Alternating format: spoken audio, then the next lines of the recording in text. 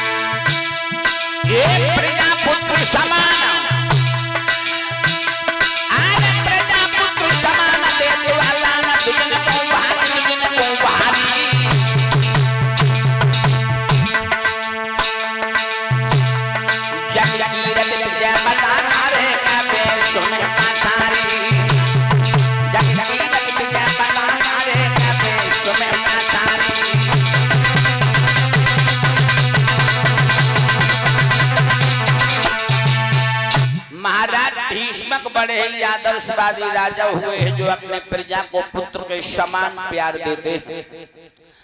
महाराज भीष्मक के 5 बेटा है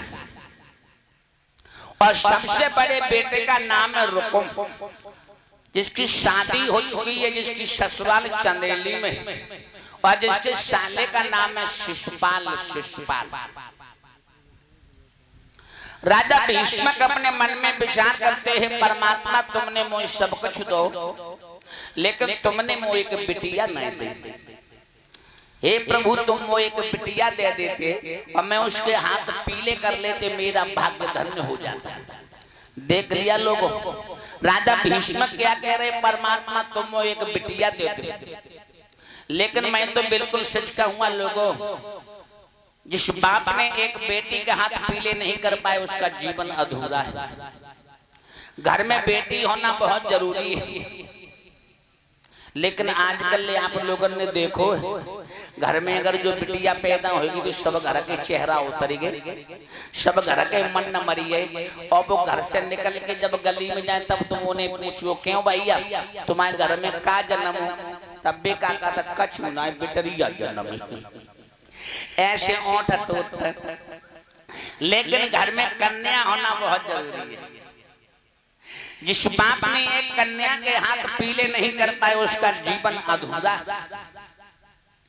राजा भीष्म कहने लगे, हे परमात्मा तुम वो एक बिटिया दे दो। धीरे धीरे समय व्यतीत हुआ है तो राजा भीष्म के आंगन में एक बड़ी सुंदर कन्या ने जन्म लिया है,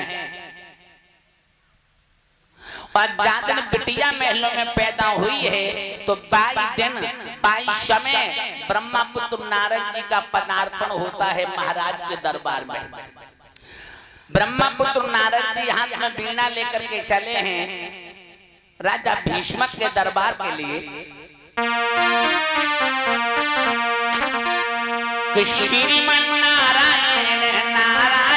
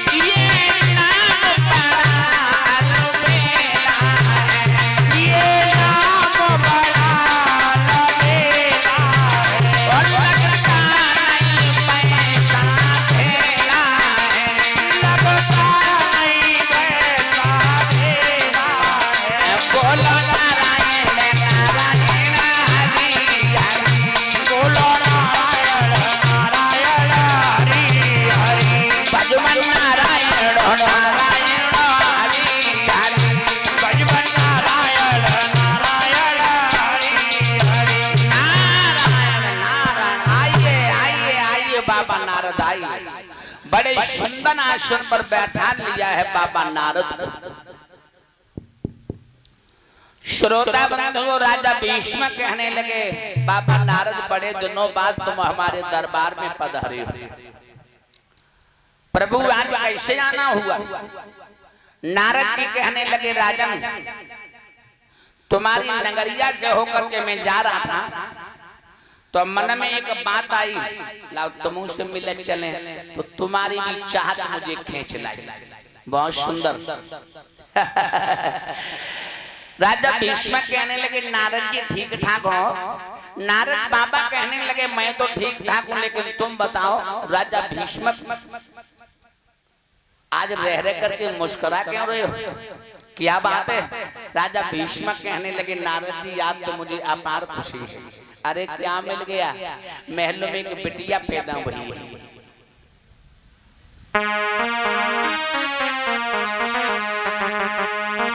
हाथ जोड़ राजा कही और सिद्धि भय सब काम, और बिटिया जन्मी भवन में सुधार दीजिए प्रभु नाम।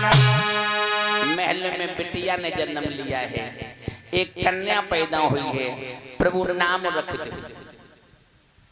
लोगों उसी समय नारद बाबा कहने लगे बहुत सुंदर, अपनी बेटी को लेकर के आओ।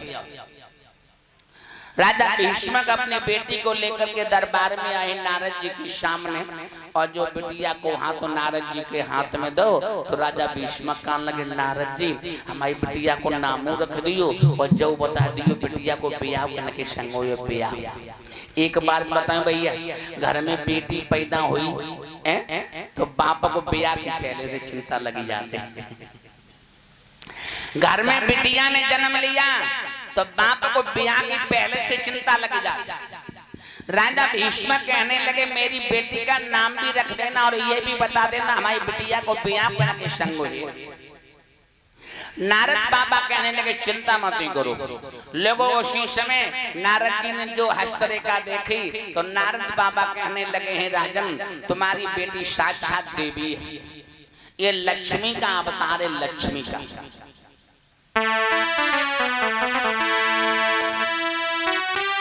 ये राजा की बात मुनि ने हाथ पत्र का लियो,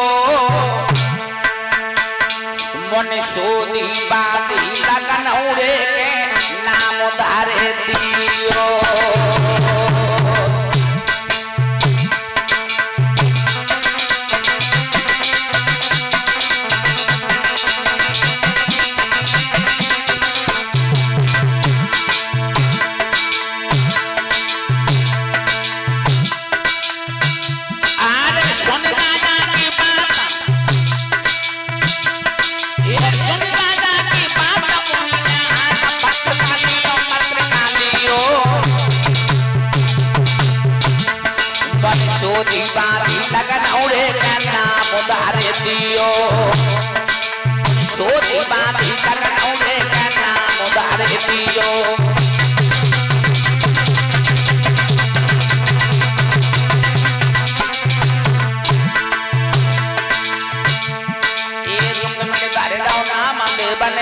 सिद्ध सब पियो हो श्री के निशन पिया बतायो दियो। ये रुक्मिणी धारिता नाम देव नाम सिद्ध सब पियो, सिद्ध सब पियो हो श्री के निशन पिया बतायो दियो, बतायो दियो हो श्री के निशन पिया बतायो दियो।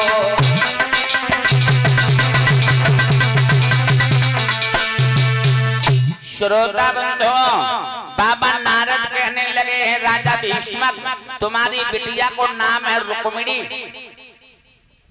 और तुम्हारी बिटिया को ब्याह द्वारकाधीश भगवान कन्हैया के साथ में होगा। राजा भीष्म कहने लगे हैं बाबा नारद तुमने बड़ी अच्छी बात बताई, हमारी बिटिया को ब्याह भगवान कन्हैया के साथ में होगा और कन्हैया हमारे आंगन में दूल्हा बन करके आएंगे और मैं भगवान के दर्शन करेंगे, मेरा जीवन धन्य हो जाएगा, मेरा जीवन धन्य हो जाएगा। बहुत सुंदर नारद जी, अरे तुमने बड़ी अच्छी बात बताई। अरे खुशबरी छाई गई तना में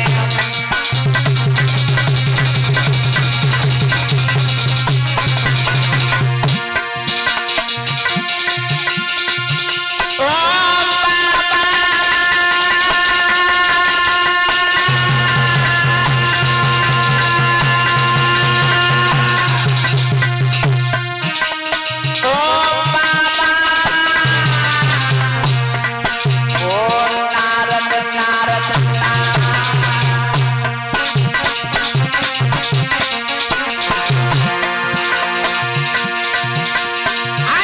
पशुपति छाई गई तन में राजा लिपट परो चरण में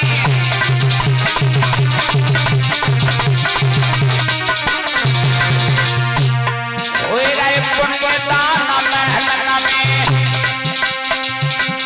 और पशुपति छाई गई तन में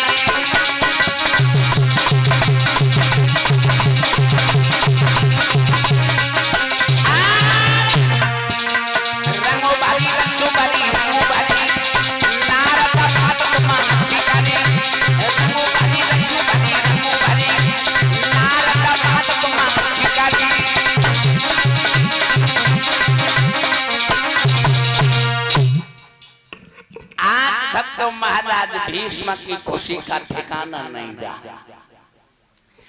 महाराज भीष्मक ने नारद जी के दोनों पैर पकड़ लिए। बहुत सुंदर बाबा नारद, तुमने बड़ी अच्छी बात बताई।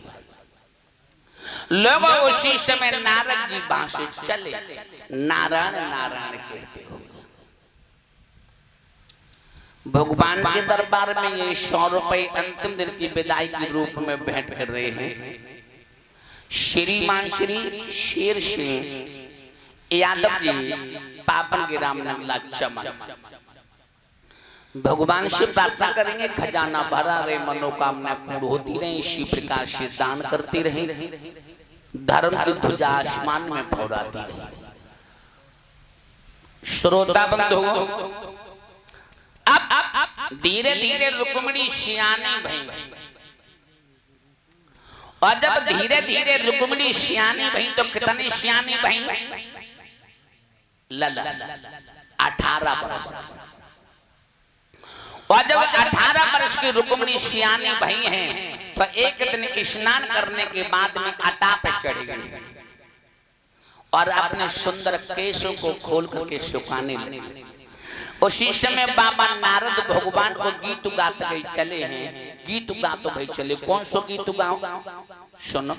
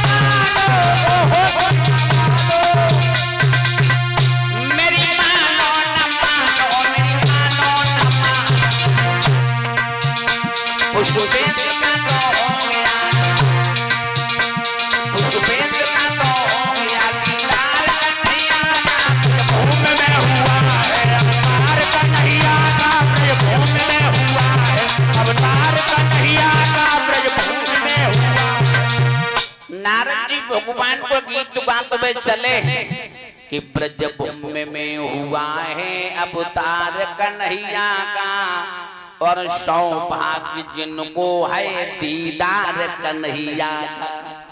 और जो रुक्मिणी के कान में आवाज पड़ी सो एकदम से रुक्मिणी ने नारद जी को बोला, ओ बाबा यनवा, ओ बाबा यनवा। नारद जी रुक्मिणी के फाटक पर जाकर के पहुंचे और खड़े हुए। रुक्मिणी ऊपर से उतर करके नीचे आई, सीढ़ियों पर खटखट की आवाज करती हूँ और नारद जी के सामने आकर के खड़ी हो गई। बाबा, हाँ बेटी, ब्रजभूमि में भगवान कन्हैया का अवतार हुआ। हाँ, ब्रजमंडल में भगवान का कन्हैया अवतार धारण करके आए।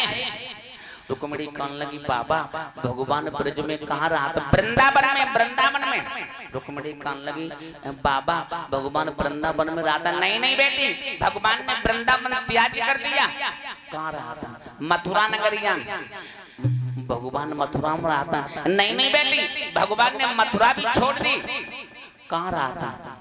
द्वारकापुरी में। द्वारकापुरी नाम की नगरी बसा करके भगवान कन्हैया रहते। रुक्मिणी कहने लगी बाबा भगवान को ब्याह होएगा वो करना है। नारद जी कहने लगे बेटी भगवान कन्हैया के बड़े भैया बलराम जी का विवाह हो चुका है, लेकिन कन्हैया को अभी ब्याह ना है, वो कन्हैया अभी कुंवारे हैं। हाँ तो जा हाँ। नारद जी तो वहां से चले गए और रुक्मिणी ने पूजा की थाली तैयार करी, पूजा की। हाँ, और देवी मैया के मंदिर में जाकर के पहुंची पूजा करने के लिए। देवी मैया की पूजा करी और हाथ जोड़ के घुटनों के बल बैठ गई और हाथ जोड़ के बोली मैया मोये का वरदान दे दो। मैया अगर जो हमारा ब्याह हो तो द्वारकाधीश भगवान कन्हैया के साथ में हो, और कन्हैया के साथ में मैया अगर जो ब्याह ना हो तो हम आजीवन कुंवारी रहे। कुंवारी 18 वर्ष की रुक्मिणी के कितने बड़े विचार।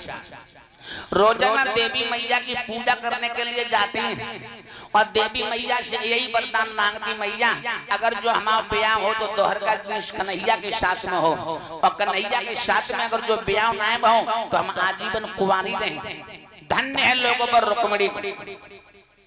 एक बार को रुक्मिणी अपनी सहेलियों के साथ में अपने महलों में और डुका में चोनी को खेल रही थी। डुका में चोनी को बना एक लड़की की आंखें बंद कर दी जाती हैं और लड़कियां कमरे में छिप करके बैठ जाती हैं। तो चोर जो लड़की बनती है वो और लड़कियों को ढूंढती है।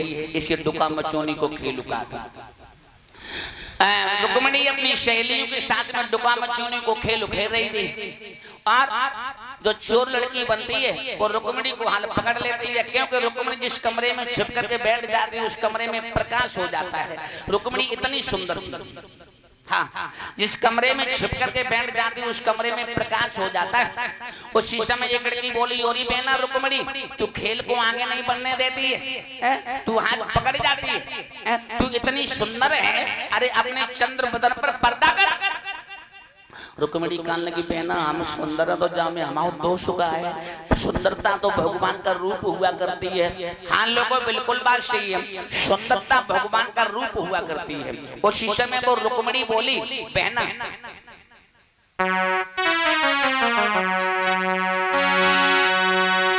ये तो हमने मानी बहना, ये तो हमने मानी बहना, अरे सुंदरता भरपूर है और ये तो महिमा राम की जब हमरा क्या कसूर है। ये तो महिमा राम की जब हमरा क्या कसूर है। ये तो महिमा राम की जब हमरा क्या कसूर है। ये तो हमने जानी बहना हो, अरे ये तो हमने जानी बहना, सुंदरता सुंदरता सुंदरता भरपूर है। ये तो महिमा राम की जब हमरा क्या कसूर है। ये तो महिमा राम की जब हमरा क्या कसूर है। रुक्मिणी बोली ये तो हमने मानी बहना, ये तो हमने मानी बहना हो, ये तो हमने मानी बहना, सुंदरता सुंदरता सुंदरता भरपूर है और ये तो महिमा राम की जब हमरा क्या कसूर है। ये तो महिमा राम की जब हमरा क्या कसूर है। ये तो महिमा राम की जब हमरा क्या बोली पहले दक्षिणा बेलाई अब फिर पीछे झुझलाई, पहले दक्षिणा बेलाई फिर पीछे झुझलाई, पहले दक्षिणा बेलाई पहले दक्षिणा बेलाई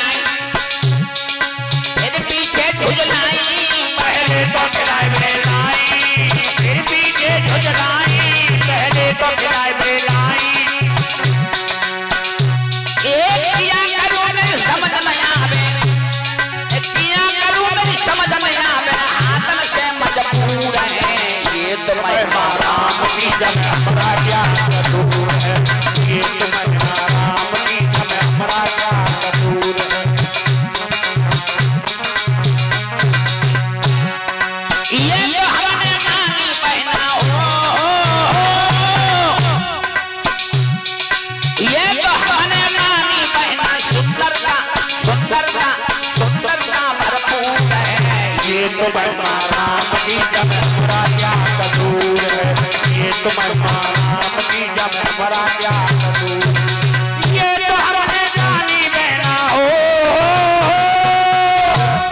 अरे ये तो हमने जानी बहना, सुंदरता सुंदरता सुंदरता भरपूर है, ये तो महिमा राम की जब हमारा क्या कसूर है, ये तो महिमा राम की जब हमारा क्या कसूर है, ये तो महिमा राम की जब हमारा क्या कसूर। खेल बंद हो गया, लड़कियां अपने अपने घर चली गई। दूसरों दिन भाव फिर सभी लड़कियां रुक्मिणी के पास में महल में आ गई। एक लड़की कान लगी, ओरी बहना आज कौन सो खेल खेलोगी? रुक्मिणी कान लगी, तुम ही खेलो बहना, हम नहीं खेले, तुम तो हमारे ऊपर झुझलाती ही रहती हो। लड़कियां कान लगी, बहना तुम अगर खेलना खेले तो हम ना खेले, तुम राजा की बिटिया, तुम्हारी माँ जो तुम्हारे पास में महल में चली आती ना, हम क्यों आए? तो रुक्मिणी कहने लगी, खेलो बहना, कौन सो खेल खेलोगी खेलो। उसी समय एक लड़की कान लगी, गुड्डा गुड़िया को बिया बिया को खेलो खेलो। तो रुक्मिणी अपनी सहेलियों के साथ में गुड्डा गुड़िया को बिया बिया को खेल खेलने लगी। और तब तक लोगों रुक्मिणी की मैया आ गई। अब रुक्मिणी की मैया बोली, रुक्मिणी, ए रुक्मिणी, हाँ माँ, क्या कर रही तू? कुछ भी नहीं, अपने गुड्डा की शादी कर रही। रुक्मिणी की मैया के दिमाग में हथौड़ा लगा के हमारी तो बिटिया गुड्डा के योग्य हो गई, क्यों नहीं अपने पति को बुला कर सुंदर लड़के की तलाश करें, बेटी के हाथ पीले कर दे। लोगों उसी समय महारानी ने बांदी को बुलाया और बांदी को बुला करके समझाया, है बांदी तुम दरबार में चली जाओ, हमारे पति को बुला करके महलों में ले आओ।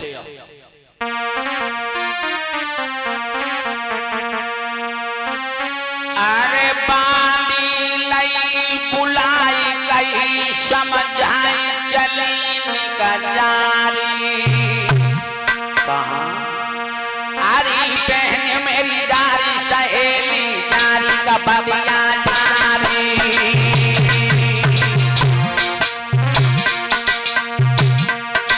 मेरे सजना को तेरी महल में बहना लारी, मेरे राजा को तेरी महल में बहना लारी।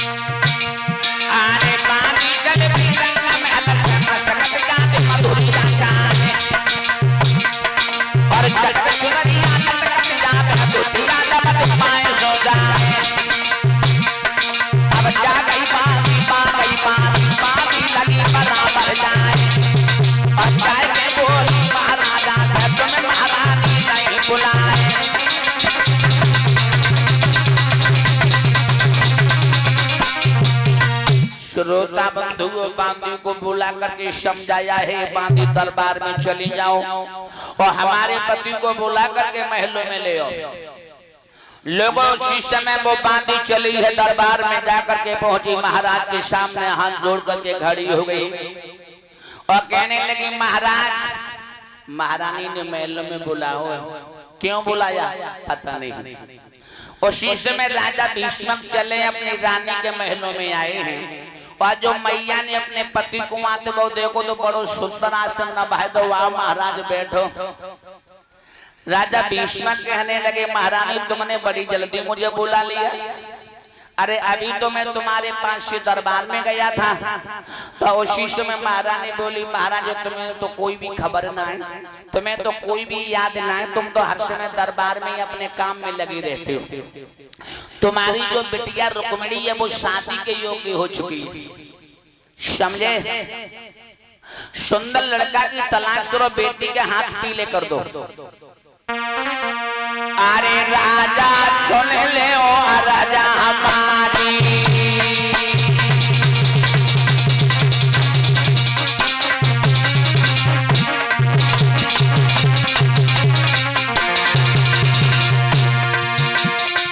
ओ सजना सजना, ओ राजा राजा,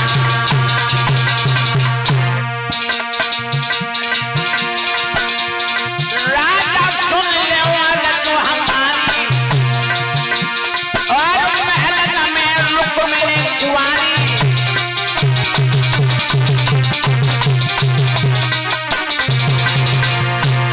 सुंदर लड़का की करो तैयारी, बिटिया की देओ भमरिया डाली,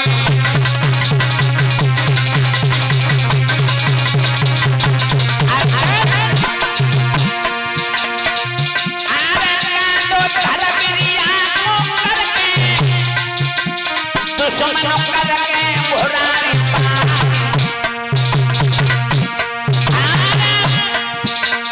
माता पिता को बिटिया करके मैके में करे दौलत श्रृंगार,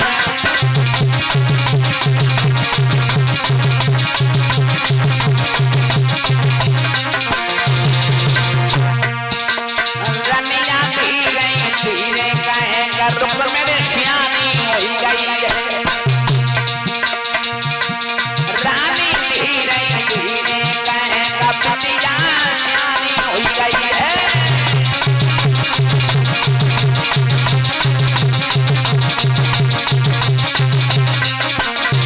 अरे सियानी होई गई है, रुक मेरी सियानी होई गई है, रानी धीरे धीरे कहेगा मोरी सियानी होई गई है।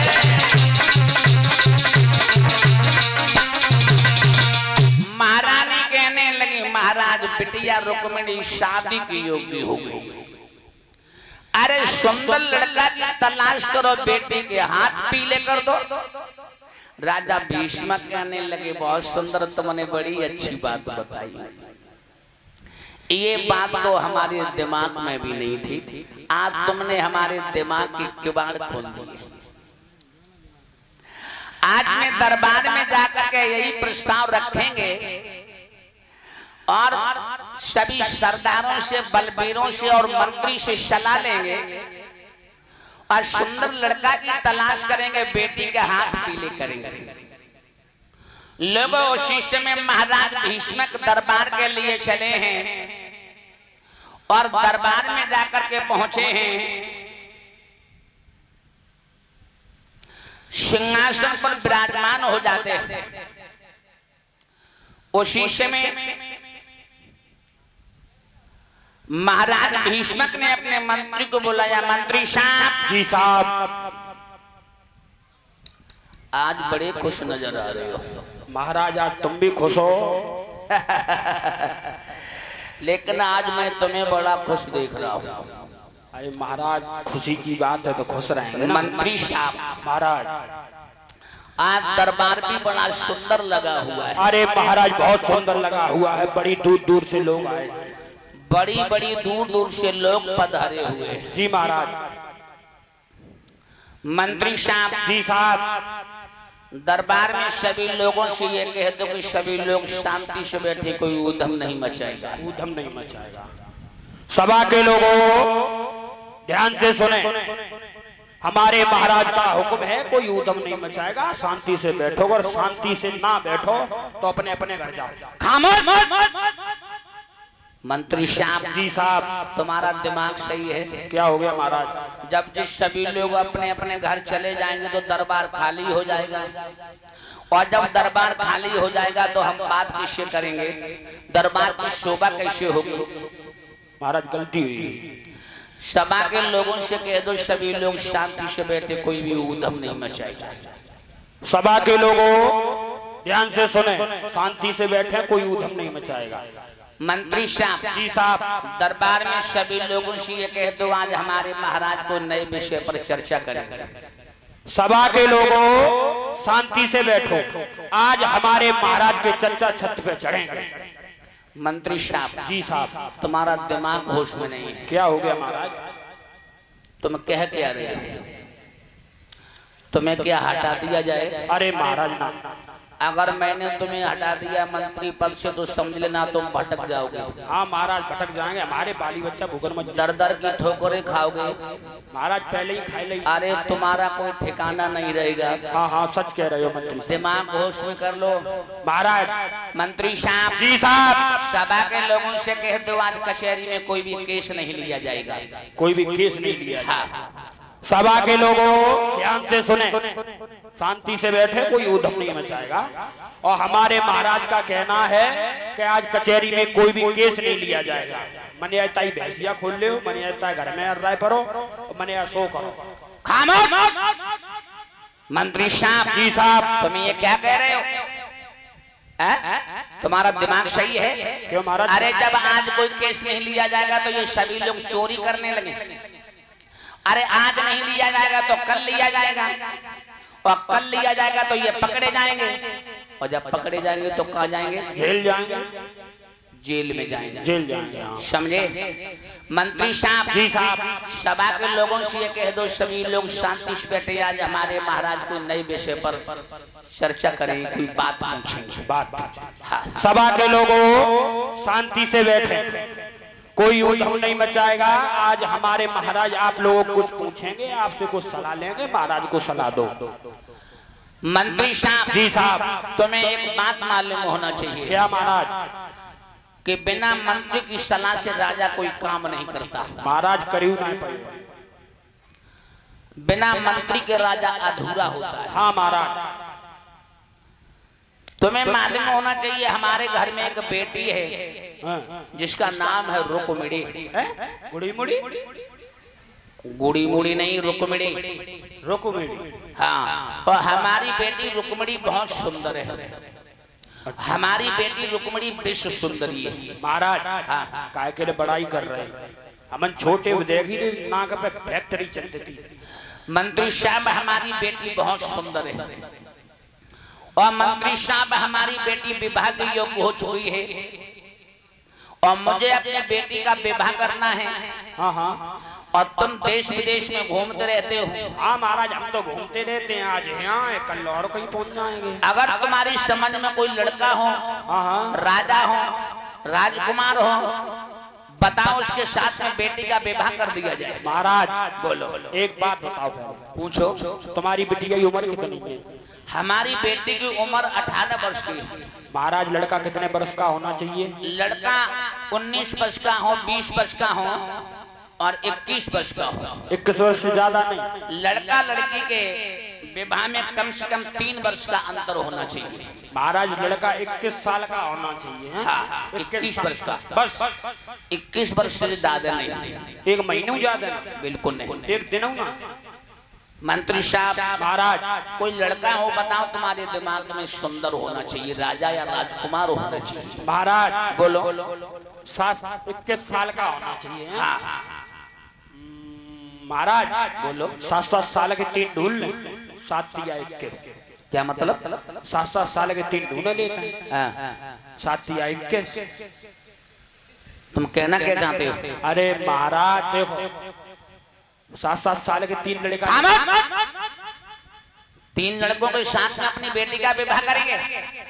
अरे महाराज तुम ना जानते। क्या नहीं जानते? अगर एक मत चाहिए तो तू देखे रहे हैं, और 2 मत चाहिए तो एक देखे रहे हैं, और इतनी जल्दी मरामरी ना हुई। खामोश।